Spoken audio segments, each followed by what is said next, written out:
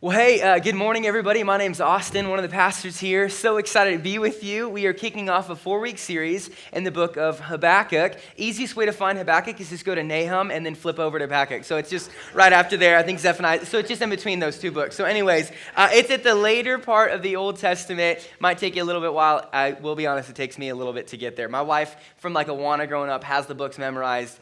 I got to confess, I don't have them like that. She's got a melody to them. Anyways, hey, but find Habakkuk. That's where we're going to be. I'm excited to see what Jesus does through this 4-week study through this book. But as you're getting there, question for you guys. Hey, just raise your hand if you would say, I'm an introvert. If you're an introvert, I know you're like an introvert. I don't like raising my hand. But raise your hand if you're an introvert. Okay, good. That's like probably 60% or more of the room. That's awesome. Well, this is kind of hard to figure out, but if you didn't know, I'm an extrovert, 100%. My wife, Kristen, is an introvert. And so over the last 4 years of marriage, I've learned a ton about introversion. One of my misconceptions about introverts was that you don't like people or talking, okay? And some of you are like, amen, like, give me coffee and alone time, But actually, what I learned was that introverts do love people and conversation. They just don't like superficial conversation. Tracking with me, introverts, you're shaking your head. Yeah, you're right. So one of the reasons we don't do a, hey, everybody, stand up and greet your neighbor is because it's an introvert's nightmare, you want me to have 3 superficial conversations with people I'll never actually have life with, and introverts are like, John and I are like, hi, do you want to go to Chipotle after lunch? You want to be my best friend? Come to my wedding. It's like, we just like are crazy. But as I've kind of seen through like how different people interact, extroverts are kind of more okay with small talk, right? I want to talk to all of you. It doesn't mean if I have to have little conversations, I just want to talk to all of you. And yet introverts, I want to go really deep with a few people. And so here's what I found after walking with Jesus for a little while now, is that whether you're an introvert, extrovert, guy or girl, seasoned believer or new believer, we all struggle with having deep conversations with God. Right? We kind of choose the extrovert conversation, like quick small talks with God. Hey, God, thanks for the meal. Appreciate you. Love you. Bye. We just kind of go quick conversation. We settle for small talk with God when real, deep, meaningful conversation is there. So let me ask you this. Have you ever bottled up your emotion because you didn't know where to direct it? Have you ever let a hard situation or tragedy distance you from God rather than draw you towards Him? Have you ever felt angry towards God at something and then you feel guilty that you feel angry at Him because you're like, I don't know if I can be angry at you. Like, are you going to strike me down if I'm angry? You know what I mean? Like, have you ever felt those feelings? And I want you to know if that's you, and it's definitely me, you're not alone. And Habakkuk has something beautiful to say about that. So this morning, my simple goal is that we're going to see how to have a raw, deep, real conversation with God that stems from a real, deep, raw relationship with God. Amen? So that's where we're going to go. I'm just going to read the first 4 verses one more time so we know where we're going. Again, Nahum, Habakkuk, you'll get there. Super easy. Okay, the oracle that Habakkuk the prophet saw. O Lord, how long shall I cry for help, and you will not hear? Or cry to you violence, and you will not save? Why do you make me see iniquity, and why do you idly look at wrong? Destruction and violence are before me, strife and contention arise. So the law is paralyzed, and justice never goes forth. For the wicked surround the righteous, so justice goes forth perverted. So the first call in these verses is bringing your problems to God. Bringing your problems to God. So our dude Habakkuk, we can just admit, is in a rough situation, right? Like, to describe this current state of what he's in, he uses words like contention and violence and iniquity and wrong and destruction and strife and wicked and perverted. Those are just in these verses. Like, those are the words, the adjectives he uses to describe what he's going through. Now, we don't know much about Habakkuk, but we do know that God is using him as a prophet. But what's unique about this book is that it's less of a warning from God and more of a conversation with God, right? That's kind of the uniqueness of what Habakkuk offers in light of some of the other minor prophet books in its category. And so just to get a little bit of background and context, Israel, God's people, is divided into 12 different tribes. Judah is one of the southern tribes, and it's where Habakkuk is. Okay, so when he's talking about what's going on, he's primarily talking about Judah, what's happening in Judah. Now, God's people have had different kings throughout and different leaders, and depending on how that leader is, really seriously dictated how the city or how the tribe functions spiritually, right? So great leadership, walking healthy. Bad leadership, walking away, like not good. And so they had different kings. They had Solomon and David, kind of familiar kings. And then one of my favorites, kind of more obscure, is a guy named Joshua, King Joshua. Now, Joshua, in his reign, they find some scrolls, a scroll. And so they read it together, and scholars believe it was the first 5 books of the Bible. And so they're reading it, and he's just convicted. This is not the way we're living. Like, this is not right. So he sets out on a mission to reform God's people, to say, hey, no, we're like smashing down all these other false idols you have, and we're going to worship God. We're going to follow God's law. We're going to be grateful to him. And so that's starting to happen. He set out on a mission to bring God's people back into a right relationship with him. But then Josiah dies, and his son Jehoiakim takes over. Scholars believe that during Habakkuk, Jehoiakim, Josiah's son, is the one in power. And dude comes in and reverses everything his dad did. Like, he is not a good leader at all. So bad leadership, right? And it just pushes forward perversion and wickedness and sin and idolatry and all these things. So he reversed everything his dad did. But we see this pattern: good leadership, healthy people; bad leadership, unhealth, running away from God. In verse 4, it says that the law is paralyzed. That word paralyzed basically means numb. So people just don't feel anything towards the law. Like, they don't feel bad about it, breaking it, but it's still there, but they're just numb to it. So basically you're driving along, there's speed limit signs along the road, but no one follows it, and they just go as fast as they want, right? It says justice goes forth perverted. It basically saying there are people in the city that are paying officials off so that they can do whatever they want and they don't get in trouble for it. There's a corrupt legal system. So to recap, just some of the context, Judah's in turmoil, running from God, and our boy Habakkuk is worried. And so he asks God 3 questions. That's what we're going to walk through. 3 questions under this. And the first one is in verse 2. And he says, "How long shall I cry for help?" Habakkuk here is worried that God isn't loving, right? He's worried that God isn't loving, and so he's concerned God's no longer listening to him. He's shut off conversation with Habakkuk, and he's just checked out. I mean, the core of this question, Habakkuk is wondering, do you even care? Like, are you loving? And friends, isn't this our knee-jerk reaction when something bad happens? Like, we go through that breakup. God, do you even care about me? Our finances are hard. Something goes wrong in the house. Our car breaks down. God, do you even care? Are you even here? Our friends start to abandon. I mean, that's like where we go normally. And I love that his honesty here, right? He just comes out and says, God, how long? Like, in other words, he's been praying this prayer for a long time, right? And it doesn't seem like God has done anything about it. How long, Lord, shall I cry for help? This is hard. Are you hearing me? Are you listening? And I want to ask you, Citylight, has there been a prayer that you've prayed over and over and over again so many times, and it doesn't seem like God's doing anything about it?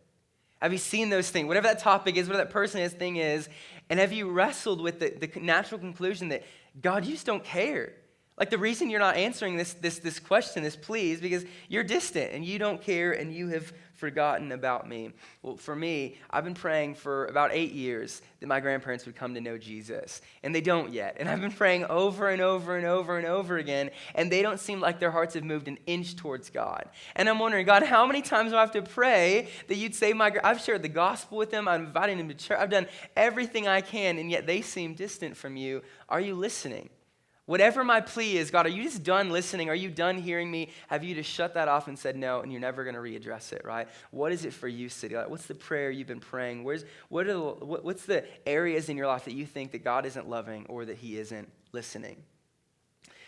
The second question Habakkuk asks is at the end of verse 2, and he says, or cry to you violence and you will not save. So here, Habakkuk is worried that God isn't sovereign. Best way to understand sovereign in a simple term is powerfully in control. Powerfully in control. Now, we don't see this in our versions, but in Hebrew, the first cry in verse 2 is actually a different word than the second cry in verse 2. And so the first cry simply means to ask for help, but the second cry, in the second part of it, cry to you violence, that means to scream in distress. So over time, as Habakkuk has prayed this prayer, it's gotten more desperate, hasn't it? It's gotten more real, more urgent. Like, God, what, hey, God, pray that you do this. Pray. God, help me. Like, I need you. Like, this is how it's going, and it's consistently growing in his weariness and his distress in this. And it's gotten to a point where he's wondering, God, have you lost control?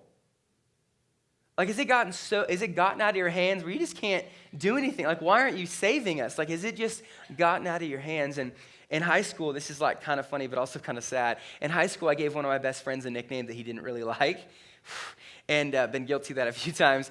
And then our close friends started calling him it. And then the rest of our high school started calling him it. And then the rest, like random people in town would call him it. And then at basketball games, everyone would stand up and chant the nickname when he would play basketball. It was bad. And then he literally, in our yearbook right now, got best nickname. Like, that's like plagued him. Okay, so you need to pray for this dude. No, I'm just kidding. We're best friends. Like, I loved it. He was in my wedding. He's forgiven me. It was crazy. But here's the thing. Like, I stopped calling him the nickname like right as it started to spread, but it was out of my ability to contain. Like, I couldn't control it anymore. And so I'm like, man, what do I do? And so I'm like, dude, I'm so sorry. I don't know.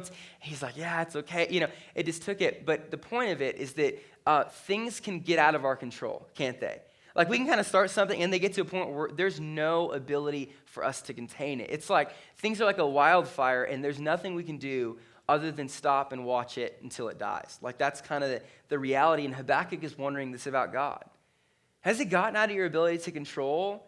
Maybe you're not for it anymore, but it seems like it's going on with or without your approval, and it's just moving forward. Habakkuk is wondering and worried, God, are you out of control? Like, have you lost? Can you do anything about this situation? At the core of this, he's wondering, are you still in control? Are you powerful enough to do anything about it? And so, friends, to make this personal, where have you wondered that? Where have you asked that question of God? Maybe for us in the room, it's an addiction. It could be pornography, could be perfectionism, could be alcohol or drugs, could be video games, could be your cell phone, could be social media, could be house, whatever it is. Like, what are you addicted to? And is there kind of a belief in there? It's gotten to an all-time high, and you're wondering, like, God, can you do anything about this? Like, I've asked over and over and over again that you would free me from this, and it seems like nothing has changed. It still has, it's like chains on me. Like, I'm enslaved to this. Maybe it's your depression and anxiety. Right? Like, you've fought it, you've asked for God, and it feels like medicine won't work, and prayer won't work, and counselors and therapists won't work. And so you're just wondering, maybe my depression and anxiety is too strong. Maybe it's too resilient. Maybe I'm too broken for God to fix. Or maybe it's your rebellious children. Like, that's real. Like, it's horrible. It's so hard to have these conversations. But maybe your child, like, you've done everything you can to show them love, to be there for them, and they're just running away rebellious. They want nothing to do with you or with Jesus, and you're wondering, is there something I did wrong?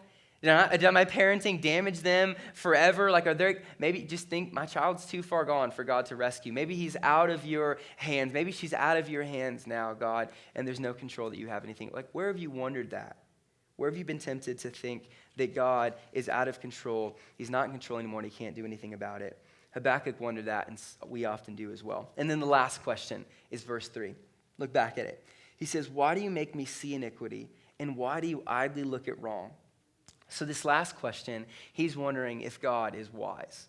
So is God loving? Is he sovereign? And the last one, is he wise? So Habakkuk's kind of going, God, listen, I'm a normal human being, right? And I can tell that this is not a good situation. Like, things need to change. Like, people aren't worshiping you. They're not following your law. People are getting hurt. Why aren't you doing anything about it? Like, do you see this? Like, if you have power to do something, why are you just idly looking at wrong? Friends, have you ever came to God with the kind of posture, well, if I were you, right? Have you ever had that moment? Like, well, God, I mean, I know you're God, but like, I can kind of see from a different vantage point right now, and you should probably do something about it, right? At the core of this question, you're wondering, do you know what's best? Do you know? And we're all tempted to think we know better than God, don't we? Like, we just are. Like, it could be like, oh, I'd have this city cleaned up ASAP. I'd have the world more exposed to the gospel. Like, but where is it for you, Citylight? Where are you tempted to think that you know better than God? Maybe it's politics. And I know that politics are like a hot button issue, but maybe you're just wondering, why are certain people in leadership? Why has God allowed them to have a position in office? Why are certain laws in place, right? I'd change that up. I'd do something. I'd choose a different person. Maybe it's orphans. Like there are millions of orphans around the world today, and you're wrestling, God, why? Like how? How are there so many children in our state, in our country, in our world that don't have a place to live, that don't have food to eat, that don't have parents to love them? Man, if I was you, God, I'd just make adoption free. And anyone that's vetted and qualified can just stay. I mean, Chris and I would probably have like 3 more kids, like if it was free, like really, I mean, God, it's like, don't you understand that if you make adoption free, more people are going to do it? Those who are qualified. Maybe it's cancer.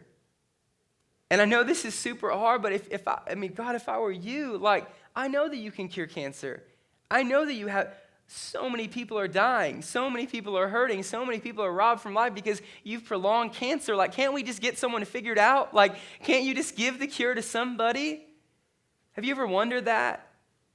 God, what if I was you? I'd just do things a little bit differently. Habakkuk is worried that God isn't loving, that God isn't sovereign, that God isn't wise. He's wondering, do you even care? Have you lost control? And do you really know what's best? Friends, Habakkuk shows us, this is so key, that it's not a problem to have a problem with God, but it is a problem to not bring your problem to God. Tracking with me? It's not a problem to have a problem with God, but it is a problem if you don't bring your problem to God, right? And I want to tell you, a girl this last week that got baptized shared a testimony, and it was so profound to me. She said, God isn't fragile. Church, God isn't some weak, emotional, fragile God that can't handle your hard questions. Bob Walls once said, God's chest is big enough for you to beat on. And so, friends, don't be afraid to bring your hard questions to God. Don't be afraid to be honest with him. Don't be afraid to run to him and ask him, God, I don't understand. And I need help in this area, and I'm confused, and go to him. Don't run away with your problems. Run to him, right? Don't dismiss your doubts. Bring them to God. He's not fragile. And so here's the question we've got to answer. What happens if we're not honest with God? Like, what happens, honestly, if we don't bring our problems to God? I think 3 main things. Number 1, if we're not honest with God, we don't see him as a loving father. We don't see him as a loving father. So, friends, if the God that you believe in is only there to bless the food before a meal, to say thanks and something good happening, before you go to bed to say a prayer, then you're not believing in the God of the Bible. Like that's not who he is. He's not a genie to ask for things. Ask things for. He's not a vicious tyrant. He's not a boss to clock in with. He's not an imaginary friend. He's not some intimidating meathead that's moments from exploding in anger. God is a father. And over and over and over again through this book, he chooses to reveal himself as a father. And if I've learned anything about being a dad, it's that my little girl is always welcome to curl up in my lap when she's confused. She's always welcome to come to me when she is she's always welcome to beat on my chest when she's wrestling with questions that she doesn't have answers to. And so are you. That's the kind of accessibility you have to God, right? That you could come to him. And so if you're not being honest with God, your prayer life is shallow and you're not seeing God as a loving father. The second thing that happens, if we're not honest with God, we're not growing. If we're not honest with God, we're not growing. Listen, if everything about God makes sense to you, then you're probably not believing in the God of the Bible and you're not reading your Bible. Like really, frankly, if I could just say that, like if everything about God, you're like, yep, that sounds good, cool, yep, I kind of got him, understood. No, like he's God and we are humans, and so there should be things about him that we don't understand. There should be verses that we can't wrap our heads around. There should be paradoxes about God that we will never wrap our finite minds around because he's infinite and he's God. And listen, the more I learn about God, the more questions I have. Like as you start to walk with Jesus, you may think you have a huge view of him, but you don't. You're only scratching the surface. And so the more you walk with Jesus, he doesn't become more palatable and more understanding. He becomes more glorious and holy, right? Like that's just what happens if you're not being honest with him, if there aren't things you're wrestling with, then you're probably not growing. And the third thing that happens is if we're not honest with God, we're not honest with others. Okay? Here's the weirdest thing to me. We consistently try to hide from God and others too, but we try to hide from God and pretend before him, don't we? Like, like we just kind of shy away, have that, extrovert, I'm doing good, God, thanks for asking. Okay, well, cool, I'm busy. You know what I mean? We just try to pretend and hide from him. But friends, I want you to know that he sees right through it. He sees right through that fake smile. He sees right through the tears that you're holding back. He sees right through every fake, I'm doing fine. And yet, he knows you better than anyone else, and I can promise you, he loves you more than anyone else. and yet we just keep pretending. And I want you to know that if we can't be honest with him, the one that knows us and loves us, then we can't be honest with others. If we can't let our guard down to God, then we definitely can't let our guard down to others. And we fall, I've seen this in my life, into consistently pretending that everything is fine, that we actually become numb to our problems and numb towards God. Like, that's what happens if we're not honest perpetually, and then we're just not honest with God or others. Like, it's just what happens. And so I have to ask you this question. Are you tired of pretending? Are you tired of that fake smile? Are you tired of those superficial prayers? Come to God. Like, he's there. Like, his arms are open waiting for you. You can cast all your cares upon him because he cares about you. Like, you can do that. You have that kind of accessibility. And so, friends, my please, take advantage of that and come to him. Be honest with God, and then slowly be honest with others in light of the honesty with God. Friends, it's not a problem to have a problem with God, but it is a problem to not bring your problem to God. Tracking with me? So Habakkuk brings all this up, right? It's kind of a mess. Like, he just kind of goes, like, just like word vomits on God. Like, this is hard. Like, are you loving? Are you sovereign? Are you wise? But the more important question is, how does God respond? Because if someone comes to me and they're like questioning me, I think instinctually I'm like, excuse me? Like and yet, let's just see how God responds to Habakkuk's doubts and his problems. Verse 5 and 6. Look among the nations, God says, and see. Wonder and be astounded, for I am doing a work in your days that you would not believe if told. For behold, I'm raising up the Chaldeans, that bitter and hasty nation who march through the breadth of the earth. And so our second thing that our verses call us to is to embrace God's solutions. So we bring our problems to God and we embrace his solutions. By the way, Habakkuk, his name literally means embrace. So you see this as we track through the book, and you'll see it more full as we go through. But God responds to Habakkuk's worry, right? He answers his prayers. But the odd thing about it is he doesn't answer them the way that Habakkuk is wanting. He's like, totally, hey man, I'm here, I'm responding, and I'm going to respond to your prayer, I'm going to bring justice, but it's going to be through your enemy. Like, I'm going to bring the Chaldeans to come and bring the justice that you're asking for.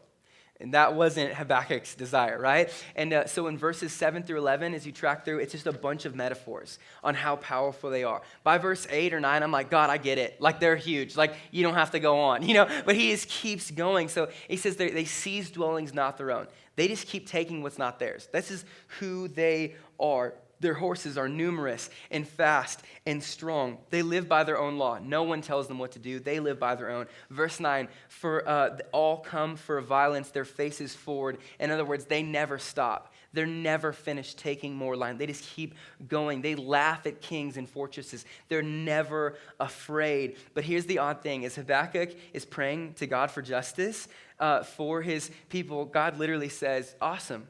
Yep, I'm going to do it through a vicious enemy nation that's against me and is against you, but I'm going to use them to bring justice. And just to get how odd this is, imagine if this afternoon we just felt a call. God, we need to pray to heal our land. And so we just all got together and said, God, heal the U.S. Like, there's so much racism and anger and corruption. And do we just pray, God, would you heal? Like, would you bring unity in our country? And God goes, yeah, Citylight, I'm going to do it. And I'm going to bring North Korea. And they're going to come, and they're going to take over, and they're going to bring the justice that you deserve on the sins that you've committed. What? You know what I mean? It's like, that's your plan? I was thinking, like, we do a big prayer gathering, like, you want North Korea? Like, are you, like, okay, God, I'm changing my mind, but this is how crazy it is. This is literally what's happening. But as odd as God's response seems, I want you to notice how he answers all three of Habakkuk's questions. His first question, do you even care? Are you loving? God's response, yes. Habakkuk prays, and God answers. Like he actually responds to Habakkuk's doubtful prayer, his questioning prayer. He responds by answering. And he loves honest prayers, friends, and shows it by answering this. And so if God were some emotionally cut off, far off, distant God, he wouldn't even blink an eye at this prayer. He's got better things to do, right? And yet that's not who he is. He responds, he answers Habakkuk's prayer. And so I want you to know this, friends, right now. God is, the God we're talking about, the God we're singing about, is enthroned on a throne that we can't even imagine. Like, so glorious, mind-blowing. And there's angels and there's creatures flying around, and they never stop singing and worshiping God. Okay? Like, unimaginable. And yet prayer, for normal, weak you and I, is that glorious King bending down and listening. That's what it is. It's just amazing. Like, it's unthinkable, like how God would do that, how he would care for us. And I'm saying this is for you. This is offered to you. And he's listening, not reluctantly, not impatiently.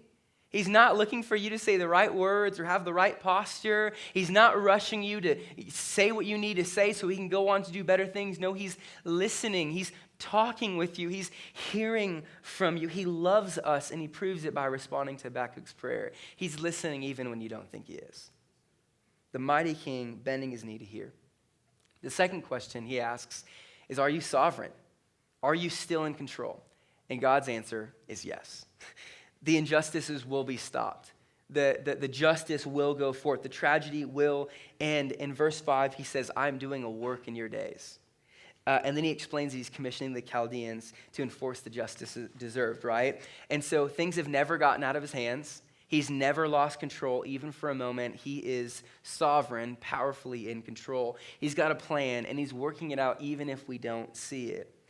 So for those of you who think your addiction is too strong, think your depression, anxiety is too resilient, think your children are too far gone, you're wrong. Like, God can do whatever he wants to do. Psalm 97, verse 5, says that the mountains melt like wax in the presence of the Lord. Can you imagine Mount Everest melting like a Yankee candle? God can do that. He can do that. Jeremiah 32 is literally talking about this prompt, like this, what's going on in Habakkuk, and God in bringing the Chaldeans to bring justice on Judah. And God says, is anything too hard for me? The answer is no. Like, it's not. Like, God can do whatever he wants. And so, friends, I want you to know that you can't overcome your addictions, and you can't fight your depression, and you can't bring your rebellious children's heart to repentance, but God can. In Luke 18:27, Jesus says, what's impossible with man is possible with God. I am powerfully in control. So if there's something that you want changed, know that it's not unchanged because God is too weak or he's lost control, right? He can do whatever he wants to do, which leads us to the third question. So if you're loving and you can do whatever you want, then why isn't it changed? Last question, do you know what's best? God, are you wise? And the answer is yes. God finishes verse 5 and says, for I am doing a work in your days that you would not believe if told. In other words, this is going to blow your mind. Like, in other words, you couldn't even think of what I'm about to do. And I want you to notice in here, he doesn't say, I'm going to do a work in your days. He says, I'm doing a work. And so catch this. He doesn't go, wow, you know what, Habakkuk, you're right. Like, the situation is pretty rough. And so I'm going to devise a plan real quick, get my buddies together. No, like, the plan was already in place. Like, he's not going to do something. He responds immediately, no, I'm doing something right now. Plan's in place. I'm in control. I know what's best. I am doing this right now. God he already knew, and he's already doing something. Isaiah 55, 8-9 are some of my all-time favorite verses to comfort my confused soul. So here they are. God says, for my thoughts are not your thoughts. Neither are your ways my ways, declares the Lord. For as the heavens are higher than the earth, so are my ways higher than your ways, and my thoughts higher than your thoughts. Okay? We're finite and he's infinite. Like, this is just what it is. And so God will remind us that he's got a plan, that he knows better than us, that he's got it handled and figured out. And so we may pick different political leaders, and we may reform the adoption process, and we may expedite the cure for cancer, but God knows best, and he knows what he's doing. And we see a trailer, and he sees the whole movie. We see a puzzle piece, and he sees the whole picture. He knows what he's doing, and we've got to trust that in order to walk through what we're going through. And so, friends, in order to fight the worries of this world, the turmoil in our soul, we have to believe all three of those are true. That God is loving, that God is sovereign, and that God is wise. And so if you just believe two or one and not the other, it doesn't work out. So if you just believe that God is loving and sovereign, then he's going to work hard for us, but he's not always going to make the right decision if he's not wise. If God is sovereign and wise, but not loving, well, he's going to make some really good decisions, but it won't always be out of love. If he's just wise and loving, but not sovereign, then he has good intentions, but friends, he can't do anything about it. Right? In order to fight the worries of this world and the turmoil of our souls, we have to believe that God is working in the midst of our worry and that he is loving, sovereign, and wise. Tim Keller is a pastor in New York, and he says, God will either give you exactly what you pray for, or he'll give you what you would have prayed for if you knew everything God knew. Take that in for a second. You know what I mean? It's like, yeah, oh, totally, I'll give you that. Or I'll give you what you would have asked for if you knew what I knew. Just to understand, God, I confess, I only see the puzzle piece, you see the whole picture. I only see the trailer, you see the whole movie. And so, church, bring your problems to God and embrace his solutions. We say, God, I'm worried. And he says, I'm working, right? God, I'm scared. Child, I'm sovereign. I'm confused. I'm in control. I'm alone. I'm always there. I've got pain. I've got a purpose. I'm stressed. I'm strong. I've got a problem. Child, I have a plan. Amen. This is who he is, and I want you to know, in light of Habakkuk's plea and his worry, our biggest problem is not the world around us. It's the sin inside of us. And yet God had a plan for that in place before the foundation of the world. Fast forward about 600 years from this book, and God did the unthinkable. He sent his only son, Jesus, to live a perfect life and go die a painful death, trading his innocent son for rebellious sinners like you and me. God brought justice, catch this, through the unjust killing the only just person, Jesus, so that unjust, me and you, can be justified in him by faith.